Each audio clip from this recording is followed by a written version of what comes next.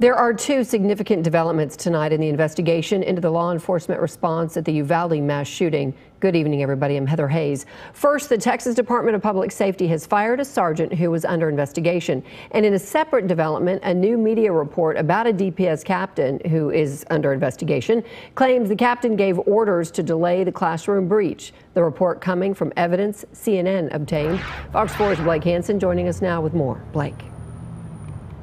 And Heather, let's start with that latest development. A Texas law enforcement officials confirms that Sergeant Juan Maldonado, one of the first troopers to arrive at Robb Elementary, has been fired. He is the first DPS trooper terminated over the Uvalde response, and one of at least 7 DPS troopers under investigation for their role in the Uvalde response, another of whom is in the news after a CNN report last night unveiled new audio. Months after the Uvalde school shooting, in which 19 students and 2 teachers were killed, new information about the flawed law enforcement response that day continues to trickle out. The latest in a CNN report on the role of Texas DPS Captain Joel Betancourt. CNN obtained audio of Betancourt telling a strike team to wait more than 70 minutes into the attack. Hey, this is DPS Captain Betancourt.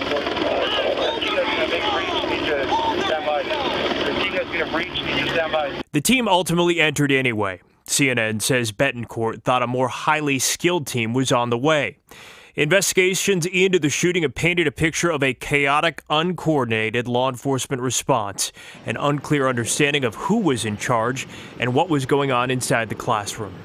DPS officials described Uvalde School District Police Chief Pete Arredondo as incident commander. He says he did not consider himself in charge. The district fired him in August.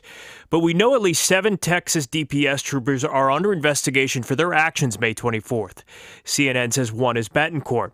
Another, former trooper Crimson Elizondo, who resigned from that job and got hired defending Uvalde schools until her background became public and the district fired her.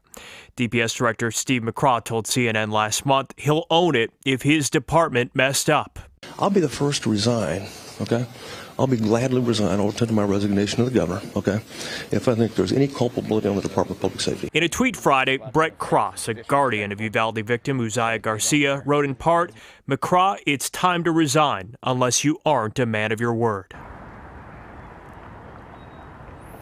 We reached out to the Texas Department of Public Safety for information regarding both Betancourt and Maldonado today, but did not hear back.